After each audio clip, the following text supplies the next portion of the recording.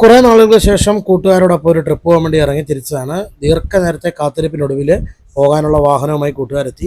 എത്തിക്കഴിഞ്ഞ് പിന്നെ ചർച്ചയായിരുന്നു എങ്ങോട്ടാണ് പോകേണ്ടത്, എവിടെയാണ് നല്ല സ്ഥലം, പോകാത്ത സ്ഥലം ഏതൊക്കെയാണ്. ഒരു മണിക്കൂർ കൊണ്ട് എത്തിപ്പെടാവുന്ന ധാരാളം ടൂറിസ്റ്റ് പ്ലേസുകൾ നമ്മുടെ ചുറ്റുപാടുള്ളതുകൊണ്ട് വലിയ താമസം ഉണ്ടായില്ല. പെട്ടെന്ന് തന്നെ വണ്ടി എടുത്ത് ഒരു 20 ലിറ്റർ പെട്രോൾ അടിച്ച് നേരെ യാത്ര തിരിച്ചു. ഇടുക്കി ജില്ലയിലുള്ള കാറ്റാടിപ്പാടം രാമക്കൽമേടിലേക്കാണ് യാത്ര. അതിൻ്റെ അടുത്ത് തന്നെയുള്ള അഞ്ചുരുളിയും ഒക്കെ ഒന്ന് കണ്ടു മടങ്ങി വരാം എന്ന് തീരുമാനിച്ചു. ഏതാണ്ട് വൈകുന്നേരത്തിനുള്ളിൽ ഞങ്ങൾക്ക് വീട്ടിൽ തിരിച്ചെത്തേണ്ടതുണ്ട്.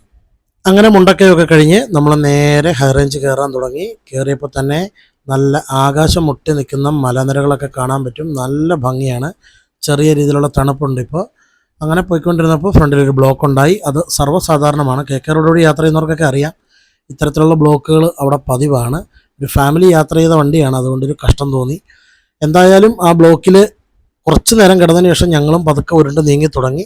അങ്ങനെ കുറച്ച് സമയം കഴിഞ്ഞപ്പോഴത്തേക്കും നമ്മൾ വളഞ്ഞങ്ങാനം വാട്ടർഫാൾസ് എത്തി. ഇത് ധാരാളം സിനിമകളിലൂടെ എല്ലാവർക്കും സുപരിചിതമാണ്. ചാർലിയൊക്കെ കണ്ടവർക്കറിയാം, ചാർലിയിലൊക്കെ ഉള്ളതാണ് ഈ സ്പോട്ട്. ഇവിടെ ഒന്ന് വണ്ടി നിർത്തണമെന്നുണ്ടായിരുന്നു, പക്ഷേ ഭയങ്കര തിരക്ക് കാരണം അവിടെ വാഹനം നിർത്താനൊന്നും പോലീസുകാർ അനുവദിക്കുകയില്ല. അതുകൊണ്ട് തന്നെ വണ്ടിക്കകത്തിരുന്നുകൊണ്ടൊന്ന് ആസ്വദിച്ചു. നേരെ വണ്ടി വേഗം വീണ്ടും മുൻപിലേക്ക് തന്നെ പോയി. കാട്ടിലേക്ക് കയറും തോറും നല്ല തണുപ്പാണ്. വണ്ടിക്കകത്ത് AC ഒന്നും നമ്മൾ ഉപയോഗിക്കേണ്ടതില്ല, അത്രയും തണുപ്പാണ് ഇങ്ങനെ വന്നുകൊണ്ടിരിക്കുന്നത്. മല കയറും തോറും തണുപ്പ് കൂടിക്കൊണ്ടിരിക്കുകയാണ്.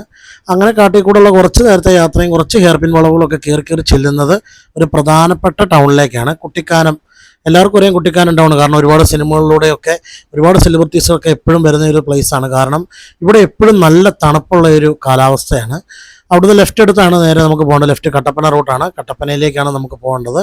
ഈ കാണുന്നതാണ് കുട്ടിക്കാനം മെരീൻ കോളേജ്. ആസിഫ് അലിയൊക്കെ പഠിച്ച കോളേജാണ്. അടിപൊളി കോളേജാണ്. ആ കോളേജ് കഴിഞ്ഞാൽ പിന്നെ മൊട്ടക്കുന്നുകളും തേയിലത്തോട്ടങ്ങളും ഒക്കെ നമുക്ക് കാണാൻ പറ്റും. നല്ല തണുപ്പാണ്. വണ്ടിക്കകത്ത് AC വേണ്ട, നല്ല സുഖമായിട്ട് നമുക്ക് യാത്ര ചെയ്യാം. നമ്മൾ ഒട്ടും വിയർക്കത്തില്ല. അങ്ങനെ നമ്മൾ പോയി അടുത്ത ടൗണിലേക്ക് എത്തുകയാണ്. ഏലപ്പാറ എന്നാണ് ഈ ടൗണിൻ്റെ പേര്. വാഗമണ്ണിൽ നിന്നും ഏലപ്പാറയ്ക്ക് എത്താനുള്ള വഴിയുണ്ട്. വാഗമണ്ണിൽ നിന്ന് നേരെ നമ്മൾ പോരുന്നത് ഈ ഏലപ്പാറ ടൗണിലേക്കാണ്. വാഗമണ്ണിൻ്റെ ഏറ്റവും അടുത്തുള്ള ഏറ്റവും വലിയ ടൗൺ ഏലപ്പാറയാണ്. ഏലപ്പാറയിലും അത്യാവശ്യം തിരക്കൊക്കെ ഉണ്ട്, കാരണം മലയോര മേഖലയിലെ ആളുകൾ ആശ്രയിക്കുന്ന ടൗണുകളിലൊന്നാണ് ഏലപ്പാറ.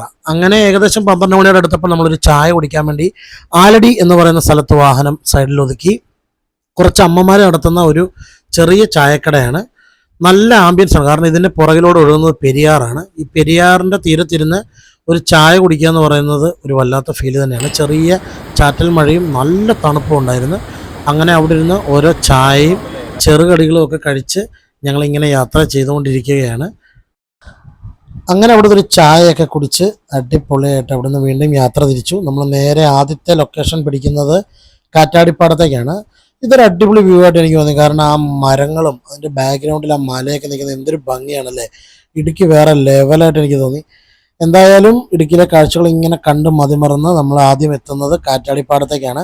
അങ്ങ് ദൂരമായിട്ടൊരു കാറ്റാടി നിന്ന് കറങ്ങുന്ന കാണാം. ഒരു പെഡസ്റ്റൽ ഫാനിൻ്റെയൊക്കെ വലിപ്പമേ നമുക്ക് ഇവിടെ നോക്കിയാൽ തോന്നിക്കുകയുള്ളൂ, പക്ഷേ അടുത്തെത്തി കഴിയുമ്പോൾ നമ്മുടെ കിളി പാറും. കാരണം ഇത്രയും വലിയ സാധനമാണോ ഇതിൽ നിന്ന് കറങ്ങുന്നതെന്ന് നമുക്ക് തോന്നിപ്പോകും. ഇതാ നിങ്ങളൊന്ന് കണ്ടാൽ മനസ്സിലാവും എത്രയോ വലുതാണ് ഒരു കാറ്റാടി എന്ന്. അത് അടുത്ത് ചെന്ന് നോക്കിക്കഴിഞ്ഞാൽ നമ്മുടെ ശരീരത്തിലേക്ക് മറിഞ്ഞ് വീഴുന്ന പോലെ തോന്നും, നമ്മുടെ മേത്തേക്ക് വീഴുന്ന പോലെ തോന്നും നമുക്ക്.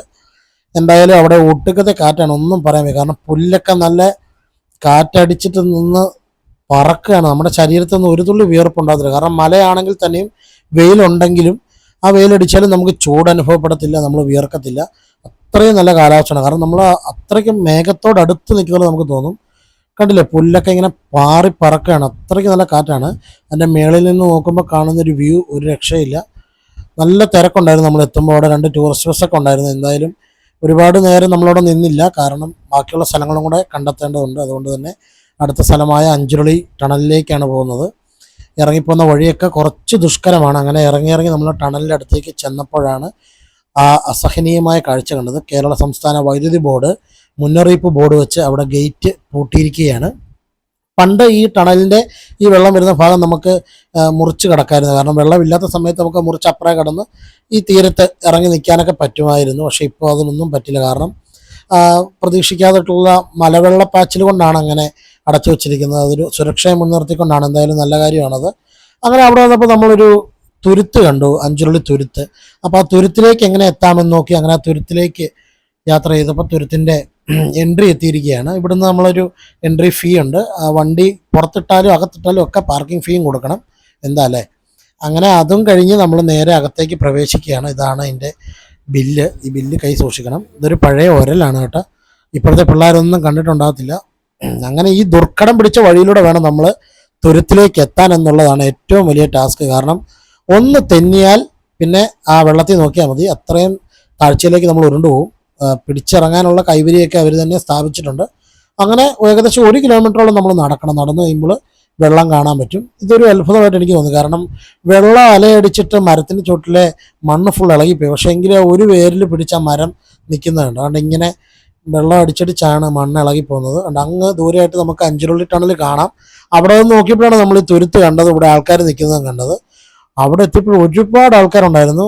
വീക്കെൻഡ് ആയതുകൊണ്ട് തന്നെയൊക്കെ നല്ല തിരക്കായിരുന്നു. ഓണ വെക്കേഷനും വീക്കെൻഡും എല്ലാം കൂടെ ആയതുകൊണ്ടാണ്. ചെറിയ വള്ളത്തിൽ അവിടെയുള്ള ആൾക്കാർ മീൻ പിടിക്കുന്നുണ്ട് ഈ വെള്ളത്തിനകത്ത്. അത് കാണാൻ നല്ല ഭംഗിയുണ്ടായിരുന്നു. എൻ്റെ അടുത്ത് എത്തിയപ്പോഴാണ് ഈ സ്ഥലം ഒരു രക്ഷയില്ലാത്തൊരു സ്ഥലമാണ് മനസ്സിലായത്. കാരണം കാറ്റടിച്ചിട്ട് നല്ല തിര അടിക്കുന്നുണ്ട്. അതുപോലെ തന്നെ ഈ സ്ഥലം കണ്ടപ്പോൾ തന്നെ എനിക്ക് ലൈഫ് ഓഫ് ജോസൂട്ടി സിനിമയിലുള്ള സ്ഥലമാണെന്ന് എനിക്ക് തോന്നി. കാരണം ഇവിടെ ഒരു പാറക്കല്ലൊക്കെ ഇരിപ്പുണ്ട്. അത് കണ്ടപ്പോൾ എനിക്ക് സിനിമയിൽ കണ്ടോ, ഈ പാറക്കല്ല് കണ്ടപ്പോൾ എനിക്കത് സിനിമയിലുള്ള ആ ഒരു സ്ഥലമായിട്ട് തന്നെ എനിക്ക് തോന്നി. ചിലപ്പോൾ ആയിരിക്കാം. എന്തായാലും അറിയുന്നവരുണ്ടെങ്കിൽ ഒന്ന് കമൻറ്റ് ചെയ്യട്ടെ. അതിൻ്റെ ബാക്ക്ഗ്രൗണ്ടിലൊരു മല ഇങ്ങനെ നിൽക്കുകയാണ്. എന്ത് രസമാണ്, എന്തൊരു വ്യൂ ആണിത്. ഈ വെള്ളം നേരെ ഇടുക്കി ഡാമിലേക്കാണ് ചെല്ലുന്നത്. ഇതിൻ്റെ അറ്റം എന്ന് പറയുന്നത് ഇടുക്കി ഡാമാണ്. അവിടെ ദൂരെയായിട്ട് വേറൊരു തുരുത്തം കാണാം. ആസ്വദിച്ചെല്ലാം കഴിഞ്ഞ് തിരിച്ചു കയറിയപ്പോഴാണ് ശരിക്കും മടുത്തത്. കാരണം അങ്ങോട്ട് ആനന്ദിച്ച് ഉല്ലസിച്ചിറങ്ങിപ്പോയി അത്രയും ദൂരം നമ്മൾ തിരിച്ച് നടന്ന് കയറി വരണം. കാരണം മലയാണ് കയറേണ്ടുന്നത് കാട്ടിക്കൂടെ. ആ ചെളി, നമ്മൾ ആദ്യം കാണിച്ച ചെളിയിലൂടെയാണ് കയറി വന്നത്. കയറി വന്നപ്പോൾ നല്ല അടിപൊളി ഒരു കാഴ്ച കണ്ടു. 2 മലയണ്ണാൻ ഒരു വലിയ ചക്കപ്പഴം മരത്തിൻ്റെ മുകളിൽ ഇരുന്ന് തന്നെ തിന്നുകൊണ്ടിരിക്കുകയാണ്. അങ്ങനെ ഏകദേശം 6 മണി കഴിഞ്ഞ് 6:20 ആയപ്പോഴത്തേക്കും നമ്മൾ തൂക്കുപാലം എത്തി. തൂക്കുപാലത്തിലെത്തിയപ്പോൾ ഒട്ടുക്കത്തെ തിരക്ക്. അവിടെ പാലത്തെ കയറാൻ തന്നെ വലിയൊരു ക്യൂ ആയിരുന്നു. കാരണം അത്രയും ആൾക്കാർ, അവിടെ പോലീസുകാരൊക്കെ ഉണ്ട് നിയന്ത്രിക്കാൻ. പാലത്തെ കയറിയപ്പോൾ അത് അങ്ങേയറ്റത്ത് കിടന്ന് കുറേ പിള്ളേരിട്ട് ഇളക്കുന്നുണ്ടായിരുന്നു. അപ്പോൾ നമുക്കതൊരു പേടിയായി. കാരണം കുലുങ്ങി അതിൽ കൂടെ യാത്ര ചെയ്യാന്ന് പറഞ്ഞാൽ നമുക്ക് നല്ല പേടിയാകും. അടി വെള്ളമുണ്ട്, ഈ പാലത്തിൻ്റെ പഴക്കം എല്ലാം കൂടെ കണ്ട് നമുക്ക് പേടിയാകും. അങ്ങനെ അവിടെ നിന്നൊരു സെൽഫി വീഡിയോ ഒക്കെ എടുത്ത് ഞങ്ങൾ തിരിച്ചു വന്നപ്പോൾ വണ്ടി തിരിക്കാൻ ഒട്ടും സ്പേസ് ഇല്ല. അങ്ങനെ ഈ കണ്ട ദൂരം അത്രയും ഞങ്ങൾ വണ്ടി റിവേഴ്സ് എടുത്തു. ഉണ്ടാ ഇത്രയും ദൂരം വണ്ടി, ആൾക്കാർ വരുന്നിടത്ത് അത്രയും ദൂരം നമ്മൾ റിവേഴ്സ് എടുത്ത് വന്ന് വണ്ടി തിരിച്ച് നേരെ വണ്ടി കയറി അവിടെ നിന്ന് വേഗം യാത്ര തിരിച്ചു. നല്ല തണുപ്പൊക്കെ ഉള്ളതുകൊണ്ട് വൈകുന്നേരം ആകും തോറും തണുപ്പ് കൂടിക്കൊണ്ടിരിക്കുകയാണ്. അങ്ങനെ എന്തായാലും ഒരു നല്ല യാത്രാനുഭവത്തിൻ്റെ സന്തോഷത്തിൽ യാത്ര അവസാനിപ്പിച്ചുകൊണ്ട് നേരെ മടങ്ങി.